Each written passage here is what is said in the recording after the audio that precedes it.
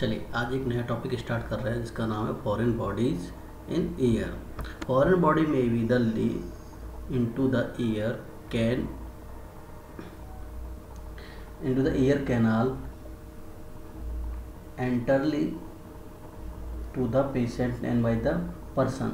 मतलब जो foreign body का क्या हो, जो ईयर कैनाल है उसमें क्या हो, एंटर कर जाए, ऑक्यूपाइड कर जाए, एंटर कर जाए, तो उस कंडीशन में क्या कहलाएगा, ये कहलाएगा आपका फॉरेन बॉडी कहलाएगा। मतलब फॉरेन बॉडी में क्या हो, उसके अंदर प्रवेश कर जाए कैनाल के अंदर, क्या हो, एक्सीडेंटली, अचानक, तो पेशेंट, तो क्या होगा, उस कंडीशन को हम लोग क्या कहेंगे, जैसे कह सकते हैं एडल्ट के अंदर हुकवर्म है, मॉस्क्यूटोस है, फ्लाइस है, कुछ, ठीक है ना, चिल्ड्रन के अंदर फूड है, या कुछ वेजिटेबल्स है, बीन्स हैं, या फिर स्मॉल कुछ थिंग्स हैं, पेंसिल्स है, इरेजर है, इस तरह के कंटेंट इसके अंदर जा सकते हैं। तो उस कंडीशन में हम लोग देख सकते हैं।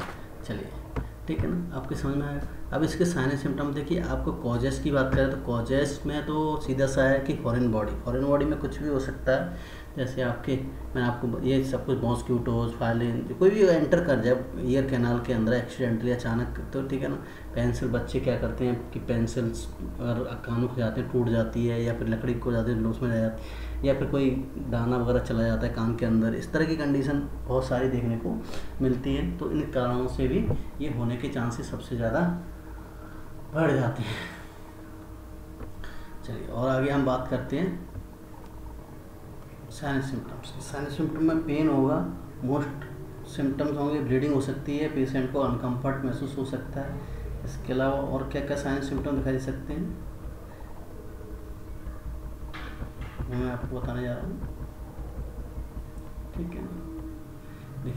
देखिए पेन और अनकम्फर्टेबल, कोई कान में जाएगा तो ऑब्वियसली है कि आपको कंफर्टेबल अनकम्फर्टेबल महसूस होना ही होना है। कान में जाएगा तो वो धीरे करके क्या करेगा, फर्स्ट फॉर्म से इन्फेक्शन फैलाने स्टार्ट कर देगा, तो उसकी वजह से क्या हुआ, प्रॉब्लम होने लगेगी। पेन भी हो सकता है, ठीक है, इन्फ्लामेशन भी हो सकता है, लॉस ऑफ हियरिंग भी हो सकती है, क्योंकि उससे ईयर ड्रम भी अफेक्टेड हो सकता है, तो लॉस ऑफ हियरिंग भी हो सकती है, ठीक है। इसके अलावा वीजिंग साउंड आ सकती है इसमें, ठीक है ना, ईयर के अंदर बहुत अजीब तरीके की साउंड आ सकती है, जैसे लगेगा कुछ बंद हो गया कान, और इस तरह का साउंड हो सकता है। इसके अलावा हम लोग क्या कर सकते हैं, ठीक है, इरिटेशन भी महसूस हो सकता है, पेशेंट को क्या हो सकता है, इरिटेशन भी महसूस हो सकता है ऐसी कंडीशन में। चलिए और हम बात करते हैं डायग्नोस्टिक एवेल्यूएशन की। इसमें डायग्नोस्टिक एवेल्यूएशन कराने की देखिए कुछ स्पेसिफिक नहीं है, लेबोरेटरी इस पर की जरूरत नहीं है, रेडियो स्टडी करा सकते हैं, क्योंकि पता लगाने के लिए कि क्या पसा हुआ है, क्या है क्या नहीं है, तो ये हम करा सकते हैं ज़रूरत के हिसाब से, ठीक है ना। इसके अलावा फिजिकल एग्जामिनेशन भी करा सकते हैं, फिजिकल एग्जामिनेशन करा सकते हैं, ऑप्टोस्कोप यूज़ करके उसको माइक्रोस्कोप से भी देख सकते हैं क्या फॉरेन बॉडी एंटर है उसके अंदर, ठीक है ना। चलिए और आगे हम पढ़ते हैं क्या ट्रीटमेंट करना चाहिए, उसे ट्रीटमेंट के बारे में जानना जरूरी है।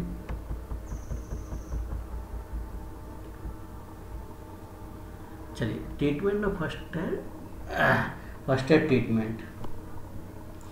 तो फर्स्ट एड ट्रीटमेंट में हमें क्या ध्यान रखना चाहें उसके बारे में हम बताएंगे आपको, ठीक है ना। पहला है don't probe the year with the tooth.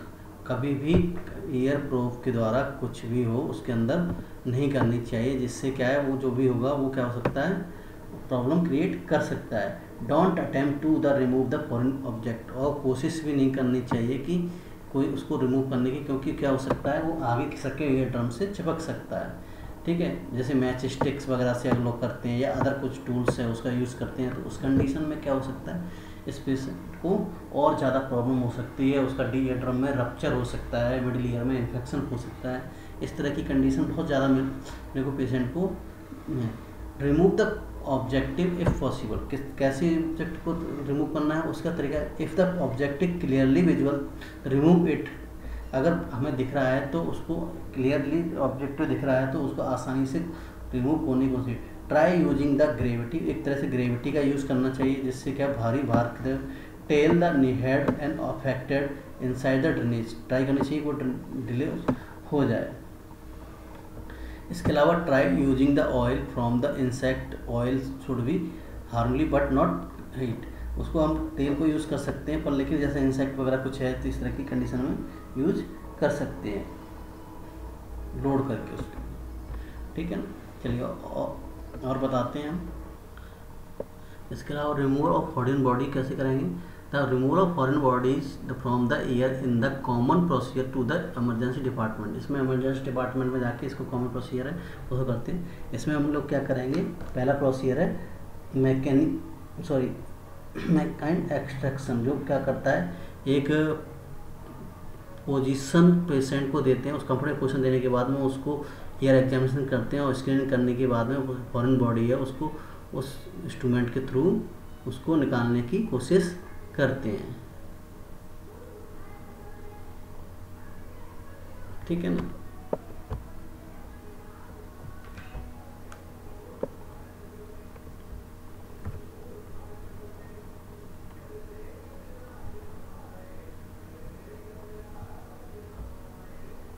इसके अलावा हम इरिगेशन कर सकते हैं। इरिगेशन वाटर से द्वारा इंटीरियरली उसको ऑब्जेक्ट को निकालने के लिए इसको इरिगेशन कर सकते हैं, और इरिगेशन का यूज़ करके हम लोग इस तरह का मेथड्स यूज़ कर सकते हैं। इरिगेशन क्या होता है, एक तरह पानी डाल के या वाटर डाल के उसको इस पर एंटीरियरली उसको डाला और उसको ऑब्जेक्ट को इरिगेट करके बाहर की तरफ मैटर को निकालने की कोशिश करते हैं। सक्शन का भी हम लोग यूज कर सकते हैं। सक्शन में क्या करते हैं, ईयर के अंदर स्मॉल कैथेटर डाल के और कंटेंट को एक ग्राफ्स करने की कोशिश करते हैं विद द एलिगेटर फोर्सेप के थ्रू। तो ये सक्शन के मेथड्स के द्वारा यूज किया जाता है।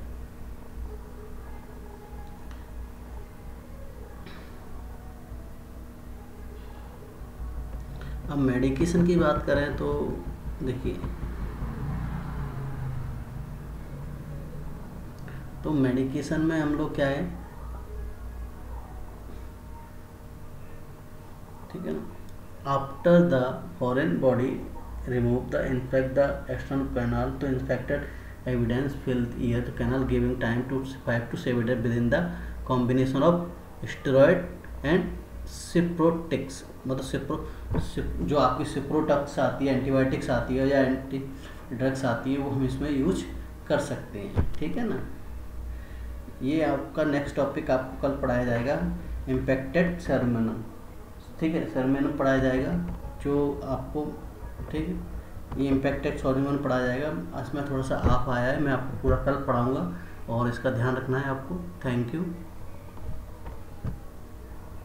सब में आ गया वो सबके, ठीक है ना, अच्छी तरह से इसको पढ़ना है यूनिट। अब ये नोट्स आप लिखते जाना अच्छी तरह से।